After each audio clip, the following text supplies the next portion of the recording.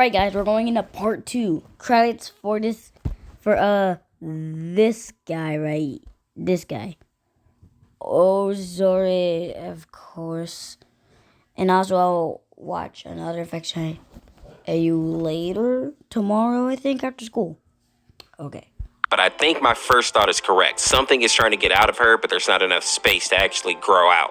Next, we see that techno reef has fallen, and this makes sense to me because we know that the virus is affecting all trolls and seems to want to be near water or in the water. So it's no surprise that the techno reef didn't stand a chance here, considering that they are literally in the water.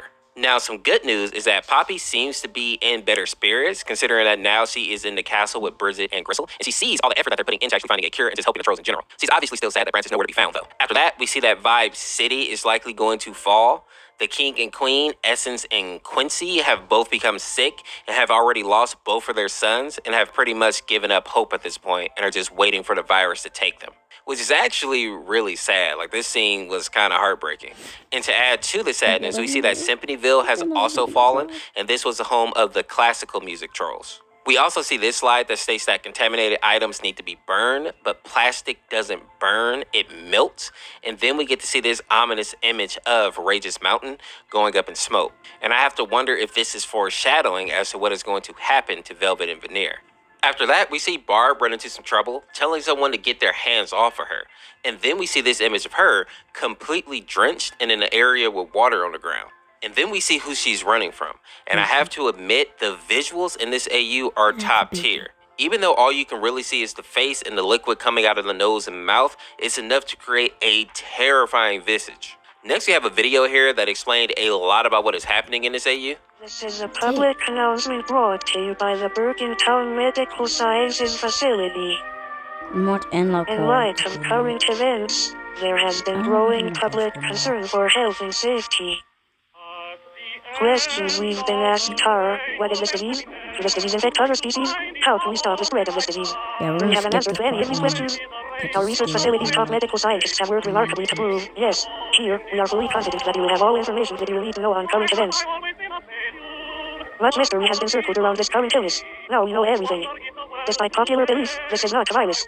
Current studies have concluded that we are seeing the work of a pathogenic fungus. The DMS facilities have labeled the newly identified sickness as the Part.2 fungus. Part.2 is a multicellular pathogenic fungus that changes behavior within hosts. Desired hosts are small organisms made up of soft tissues with the fungus. Yeah, we're going to skip the scene and start from right here. Been said, in the next chapter, we see that people are really starting to go into panic mode, especially since clean water is becoming harder to get. But the good news is that people have learned that the infected trolls may look spooky, but in actuality, they're not trying to harm people actively, unless the person comes into their territory or tries to stop them from getting to water, so that the fungus can go ahead and mature or grow out of the person's body. And then we get this crazy image here that definitely reminds me of the hairworm parasite. But I think what is more... Wait a minute. Why am I thinking that's Viva?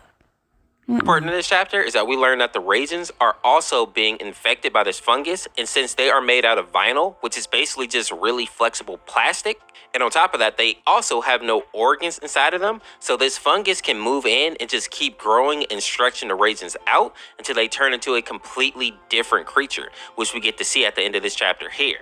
Now, I also want to highlight that most of the members of the Bro Zone appear in this chapter as well, and we see that Branch is still alive, although he has a question mark on his status, meaning that he very well may be infected. We also learn that he's responsible for his team getting stuck on the mountain here, surrounded by all these affected regions. But unlike some of the other members of his group, he has not given up hope and is out fighting and looking for supplies with the hope that he'll be able to get back to Poppy at some point. We also see Viva here, and I notice that her sanity is really low, and it also seems like she is losing control of her body and having random fainting spells. And just like Branch, she also has a question mark on her infection status. And while the other three seem to all be clean, I find it interesting that Clay seems to be thriving in this new world, even taking time to babysit and read to the children. And then we see this quote here that says, "Stay gold, pony boy." Put down in the comments if you know what book this quote is from. And the last thing that I want to mention here is that Kid Ritz actually seems to have survived by hiding in the corner of a walk-in freezer, and this makes a lot of sense to me. Raisins are made out of vinyl, and if vinyl is exposed to like freezing temperature, it becomes very brittle and easy to break. So while these creatures may be powerful, at least there is one obvious weakness that they have. Next, skip right here. And while he tries to hide behind a tree, the monster already has his scent. But before it can actually eat him, a gunshot rings out and puts the monster down. And we see that whoever this is holding the gun upside down like Death the Kid from Soul Eater. Most of y'all are probably too young to remember that one. And interestingly enough, we see that whoever this person is doesn't seem to be interested in hurting Tiny, but instead picks up the corpse so that he can feed it to a girl that is starving. Now, while I have a theory of who this may be, I think the next chapter is going to reveal it for sure. I'm scared.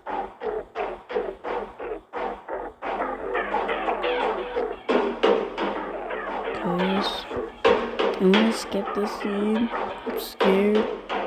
I'm getting the toilet water. I'm skipping that part. Clean, and it's the only option that he had. In part 8, we see that the Bergens that Queen Bridget sent out to find the missing children have finally found Keith and Tiny, and surprisingly, the two are unharmed. And I say this because there are probably other infected in the woods or just regular beasts or something like that. So the fact that the kids are completely unharmed is kind of a miracle. Now, when they try to question the boys about what happened, they can only say that a tall man helped them, who again, I believe is Veneer. And the fact that the gun here is leopard print just feels like it's right up his alley, if we're being honest. Now, that is the only good news we get in this chapter, because next we see that a ton of Bergen children are still missing, and more are disappearing at an alarming rate. And if that wasn't bad enough, trolls are also still going missing, and the most important part here is that Queen Poppy is gone. And since she left without telling anyone, she has created a firestorm in the town, causing a lot of her citizens to become outraged. And the matter gets even worse because the trolls are starting to not trust Gristle and Bridget's leadership. And it doesn't help that Chef is actually working on a disposal team, which basically means that she's in charge of getting rid of the bodies once the infected trolls die. But people don't trust her because she was one of the Bergens that was trying to round up trolls and feed them to the king in the troll movie. So you can imagine that a lot of people think that maybe the trolls aren't dying, but she's probably just taking the weak trolls away and eating them or feeding them to other Bergens. So with all this information, we can now understand why the trolls are starting to organize against the Bergens, with Smidge leading them. And her plan is basically to help them defend against the mistreatment that they feel like they're getting in Bergen Town, while also setting them up so that they can actually try to escape the town later. And Guy has been recruited to help her because he's distraught over the fact that even though his son is back in town, they put him in quarantine, and they refuse to allow him to see his son. And when we look at Tiny's sheet, we see that he even had to cut his hair, and I think it was his choice, because basically he didn't want any spores to be in there or fungus to be in there that would get him infected at some point. Now, after all that, it looks like Guy and Smidge were able to actually get a hold of the children and escape the town. And they were able to find a troll safe haven to leave the children at. But Guy and Smidge could stay as well because the haven was already at capacity. And this was a really heart-wrenching moment because Guy literally gives his son the clothes off his back because that's all that he really had to give. And I don't know, maybe I'm just a softie, but this is just like a good example of like a parent's love. Now, as Guy and Smidge are walking away, they hear some rustling and sobbing in the distance. And then we see this infected Ragin named Rachel stalking them through the forest. And her face is absolutely hideous. And in the next chapter, we actually get a full animation with her.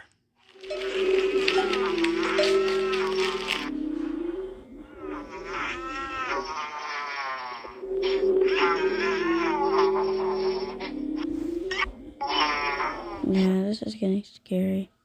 Part.2.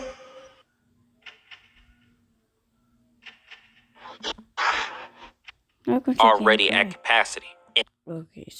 Oops. In the frost, it rests in peace with skin stolen from the children, like a beautiful dove in snow, quietly, alone, afraid, asleep. I feel bad. Where are the mothers, the owners who've manifested the children who now sleep in the snow? Why do you blame me? I don't blame you at all. I'm scared of the feet I walk with, the teeth I grew in. I want to cry too. Me too.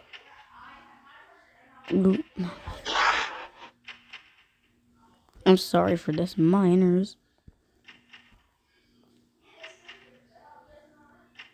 And it seems like Rachel is referring to some of the missing children in her speech. And while some of the children have been found, I don't think it's a stretch to believe that the infected may actually be eating some of them. The other thing that caught my attention here is that Rachel seems to be very aware of her situation and is scared of the changes that are coming over her body. The creator did a great job of making me actually feel pity for this girl while also being freaked out by her appearance at the same time.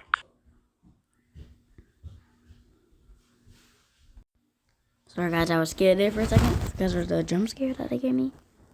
But now we're continuing recording. Now, the final chapter of the series, we learn that more Bergens and trolls are disappearing, and the divide between the trolls and the Bergens are getting worse by the day. We also see that the older generation of Ragans are also lashing out because a lot of their children are getting infected, and they want the Bergens to help since they have like all this medical knowledge and a medical center.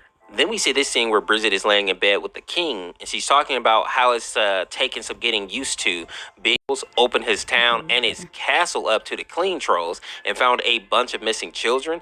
There are still people that are saying that he isn't doing enough. And it almost feels like no matter how good he does, it will never be enough to please everybody. And this is likely why he keeps having thoughts about stepping down as king. But personally, I think this little guy's doing a pretty good job overall. After that, we see that the creator leaves us with a bit of a preview for the upcoming part.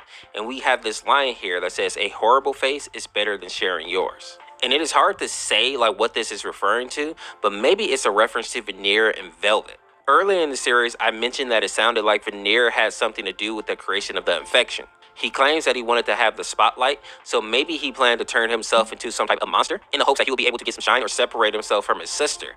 But instead, he ended up infecting everybody else because he just happened to be immune to whatever this fungus is. But all in all, I was pleasantly surprised by the infection AU.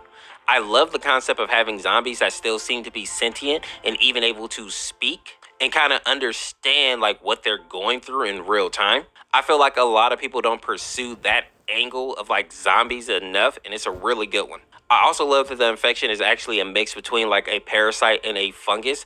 I just assumed they was going to be like a Last of Us situation, but the creator did so much more with it, and I love that. This AU is definitely top 2 for me as far as all the infection AU. Okay, so it's over. Bye, my besties.